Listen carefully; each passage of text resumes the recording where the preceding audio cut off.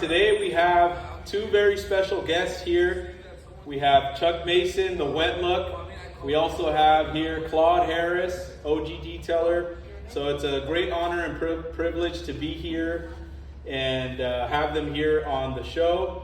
And so I just want to let them take it away and talk about what's upcoming in our detail industry and what's going on with them in the detail industry. And we also have some products to talk about. So let's start here with Chuck. All right, how you guys doing? Thanks for being on the show. Yeah, thank you for inviting me here. Appreciate it. Yeah, I'm very excited to tell you guys about the Chuck Mason Wet Look products here, which is like the best products in the whole world. I know that's I'm right. putting it out there. I know that's right. I'm just letting you know, number one. But anyway, it will change your life. This will help step up every detailer's game. When I say step it up, it'll take it to higher heights. It will enhance the paint like no other product that you've seen out there. Yep. And it's easy on, easy off, and it protects the paint, and it just looks fantastic. Every time you use it, it gets shinier and shinier, and then all of a sudden you will have this built-in signature wet look, Chuck Mason wet look on it.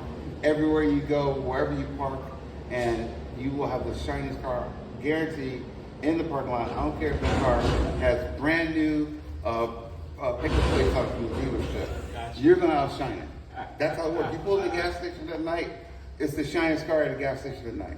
Nice. So it's a great product. Very good. Awesome. I'm glad to hear that. Awesome. You also did some demonstrations outside on a black vehicle Yes. and Yes. a Tesla. Yes. And I immediately saw the results. Yes. I can attest to that. So it was pretty nice that you can use the product in the sun and it didn't In direct sunlight. direct Okay, sunlight, great. and it works. What about this product here, the cherry? All right. Secret sauce. So the secret sauce. This is this is my cream wax that I'm very proud of. I created this wax way back in, I would say, the late '80s, early '90s. Okay. It's been around, and I originally made these products only for myself. Okay. I didn't make it for myself and my clients, and I didn't realize that it was going to be such a big deal. I would be at car shows, and I have my bottle. It didn't have a label on it. It's like a ketchup bottle, and I'm just rubbing it on the cars in the car show, and people would see it, and it's like, what is that you're using? Right. And I said, oh man, that's my secret sauce. And so they said, oh, can I get some of that? I'm like, oh, Right. all right. So this is my secret sauce that I've been in way back in the '80s. And it's an amazing product. Like I said, I intended to make this just for my own personal use and my celebrity clients. But, through social media, once we started making a few videos and posting, it just blew up. Everybody wanted to get it. Other detailers have been buying it. I've been selling it to them for years. And then we just recently put it on social media, and then it's just like everybody wants it. And I'm trying to tell everybody I'm a small company. I make each bottle one bottle at a time by myself, right? And so, we are working that out to where we could be able to mass produce it, and get it out there to the world, All which in is due going to time. be all in due time. So please be patient, but it's a must-have. Yeah. Must have for the toolbox. There you go. So what's your take on it? Remember you're telling me. Oh about yeah. it. Let me see. So, this product right here, I believe, is game changer. Okay, and we wanted to get together with Chuck, Chris, and I wanted to get together with you because the thing about us is we love supporting our guys, especially our local people, our local detailers, and what you could kind of say the smaller guys, because we kind of kicked to the curb. I mean, it's kind of like the way the industry is, and and I would never try to bash the industry or anything like that. But the small guys, you could have something good, you have something going on, and they kind of, if you're not walking in that kind of light, Right. you kind of get, you know what I'm saying? But that's why they have people like Chris and myself and you to let them know, like, yo, you got to check this stuff out. And I just recently found out that this is a hybrid, and in the chemical world, and Chuck has even told me that they said, "Oh no, we can't duplicate that. It can't happen. Can't be done. Yeah, it can't be done. It can happen. It's It a can hybrid. happen, and it's a hybrid." And one of the points that I pointed out to them earlier, because my shop is basically a ceramic coating is my specialty. Okay, and I told them that one of the things that I do with because I do a lot of high-end hot rods, as you know, I do a lot of cars for Hollywood Hot Rods. They go to the Grand Nationals, and I don't use any ceramic on them. And the reason I don't is because you're not going to get the depth, the warmth that you're going to get from any carnauba, whether it be a spray or anything like that. So unless the customer wants ceramic on his show car, I'll go to a traditional wax, carnauba wax, because it's a whole nother different look. So ceramic it's a synthetic look. They talk all the time, oh, it's glossy, yeah, but it's synthetic gloss. It's not shine, it's not depth. Right. And this is what I like, and this is what I saw about this product. And you can do it in direct sunlight. That takes a hat off to our mobile family. Is another catch for us, because we're out there, we're trying to make black cars look beauty. This guy right here, he's the black car specialist. Okay, so he don't went through it. He done been through it. So I would say that he knows that and this product works phenomenal in direct sunlight. It's amazing. Great. I'm glad that we managed to, show off your product here, and I'm looking forward to where it takes you. So yeah, I want to be a part of this, and I'm glad to hear it. But let's talk also about your documentary that's coming out. Yes. Let the fans know that there's a documentary that's coming out, and we need your support on it, and just give us a little background on that. Okay, so the documentary is called "The Black Detailers of LA." The pioneers that started the detailing game back in the 70s and 80s, which I started in the 70s. And then my other partner that's on the documentary, Reggie, he started in the 80s. And it's a story about our, how we started the business, and from ground zero, and what it took to get out of the hood and go from the hood to Hollywood. It was a struggle. It wasn't easy. Just doing the cars in the community where we live, where the demographics were much lower, and so a lot of people didn't have a lot of money, and so we didn't always have the best cars to work with. Okay. And we were working on some really beat up cars that looked like they needed to be repainted, restored. Hoopties. Or hoopties. Hoopties. Right? That's what we used to call them, right? Yep, Flintstones. Yes. You want me to do what to that Flintstone? Right. So people would bring me these cars, and I was like, well, what do you want me to do with that? Completely dull, no shine. And so I stopped turning those away, and I looked at it differently. I said, you know what? I'm going to use all these hoopties for my canvas. I'm going to paint a picture, by doing correction and restoring it with my pilots and, my skills, and see if I can turn nothing into something. Okay. And so I began to do that. And so those were my practice vehicles, all those cars that needed paint jobs, and when the customers would come up, they were like, oh my God, I can't believe you made my car look like that. I thought it was gone. So that helped me, and that was preparing me. So when I go from the hood to Hollywood, it can't be no mistakes.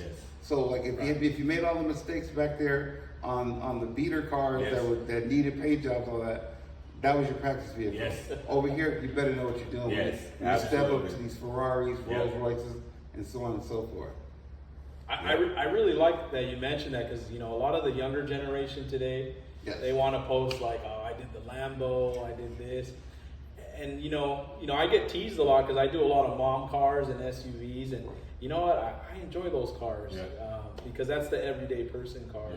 And so that's, in my opinion, the more realistic, on what's really getting done. And obviously, you work your way up into the Hollywood scene. Yeah, and also too, on that note, it's all about paying your dues in this industry. And we know Chuck and I, we started almost probably around this. Well, he started before me, but we're OGs in the game. He's like triple OG, man. Yeah. And we started in that game where we started from the bottom and did some things, but it's all about paying your dues. And in this industry, there's an earned respect about what you do, how you do it, what you do, and that's the thing that we're trying to bring to people like Chuck and myself.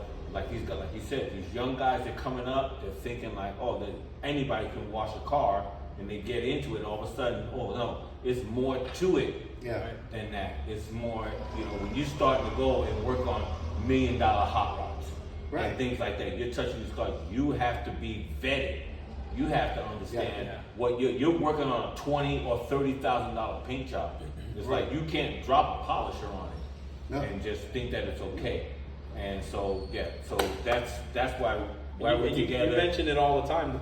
A lot of these guys, they got to learn the pH scale. Yeah. Acid and base. Simple thing like that. Yeah, because even with social media, you're getting a lot of people on there that just want the followers.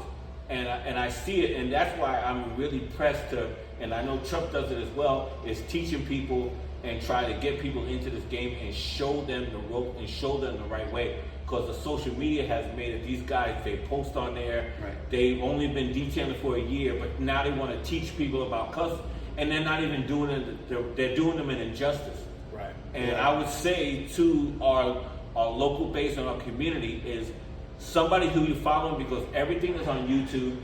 And I even had a gentleman tell me the other day, he said, man, I went on YouTube, I started doing something, and then it didn't work out the way it looked on YouTube. Right. And that's the problem, is because you can't judge your whole thing on everything on YouTube. Right. They show you all kinds of stuff to do, and that's not the way to go. You have to get some hands-on or get into it. Whatever it is, whatever that world is that you're trying to do, you need to go to somebody and personally have them train you and do whatever you need to do. But this social media has really, it's kind of like this, because I have a lot of guys, and that's why I've been really pushing to train people and to make that avenue available. To say like, hey, you really need to find out what this is about if you're going to get into it, if you're serious about it. Like some of the guys that I run with, a lot of the guys that are back east, they'll say things like Chuck and I, they'll say like, oh man, that one person talked to me and said, hey man, you're like the Martin Luther King. And I said, you know what? I'm not the Martin Luther King, I'm Dr. J. And you're Kobe and you're LeBron. Right. But this is where Chuck and I are, and as far as pouring back and paying it forward, these guys got to know, we don't want you guys to mess up something that we have established and made the footprint for. You guys are coming and thinking that it's just all flash and all this. It's not about that. I even done some things, and I know you guys, if anybody follows me, I do a lot about our presentation. And Chuck just did one again, but I am really focused, because I see guys out there in their Jordans, their shorts are down to their knees, they got a tank top on. You're going to somebody, especially with mobile, you're going to somebody and you're presenting yourself, you're presenting your business, and you're looking like you just like come from the gym. Right. Those kind of things in our industry it will hurt our industry. It's hurting things like me and Chuck have established. I mean, and I said the same thing about the shirt. I carry 2 shirts when I go. When I come up, I got a nice clean shirt. When I get ready to work, I put my work shirt on. Before I finish, I wash my face, I wipe my arms down, I put my clean shirt on, before we do the walk around in the car. But it's things like that they need to catch it. The young guys need to catch that wisdom. That's it. See, and that's the first time I heard something like that. It's the wisdom. Right? It's the wisdom. Because I mean, it's personal hygiene is very important. You don't want to be all sweated out, funky, and then working inside somebody's car, and then the customer comes out to get in there, and your odor's in there, And they're like, they open that door, like, oh, So it's like a gym. who's been in my car? So that's why I say it's always important to, keep yourself clean, use deodorant, bring an extra shirt, use that shirt for the first part of the day. When you blow it out, toss that aside, go freshen up, and then put your next shirt on so that you stay neat. And another thing. Also, could you talk about the fact where go back to where he was talking about how these young people are coming and just using the glorified car washes, calling themselves detailers, because it's different than a person knowing Enzo Ferrari like you have and knowing how the different types of quality of paint and taking that buffer to $1 million car versus you just washing it and talking about that. So you have worked on Enzos and different things like that, and you use your buffer. So to explain to them how important it knows which one is soft paint, the different types of paints. Yeah. So, so when you were talking about, we're all about, to the young people out there that are up and coming with detailing, we want you to do well. We don't want you to have to take any L's. Hopefully we took the L for you with our experience back in the day, and we're trying to avoid you doing that. You got a lot of a lot of car wash guys that are doing the foam wash and hitting, hitting stuff. If you get too close with that pressure washer, if you have the wrong tip on there, you would take that paint job right off the edge. We work on like multi-million-dollar cars. Enzo Ferrari I've worked on, and I remember once I went to a Ferrari shop to do a red Enzo, right?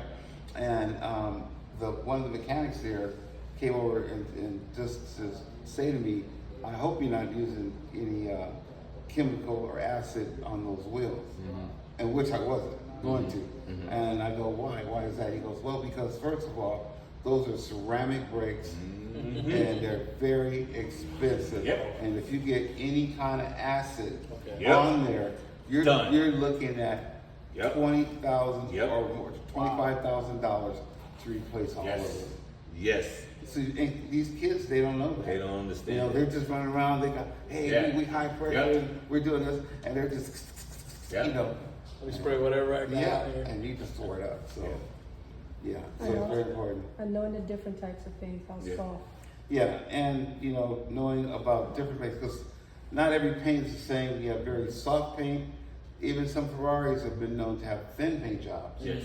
So sometimes you may need a paint meter, where you can, regulate or check the mills to see how much you're working with. Measure it. You can measure it, because otherwise, you could turn the machine on and just do something light, and you don't know who worked on the car prior before you. They might have already thinned it out. Then you come along and you start polishing, and boom, that's it. You run into the and that's what, like you said, like Chuck was saying, is like you need. So one of the things that I learned coming up in one of the gentlemen, and I always pick up things from people that are experienced and vetted in the industry. And one of the things he told me, and his name is Mike Stoops, and he's one of the guys from McGuire's. He told me, let the paint tell you what it needs. Those things stuck with me.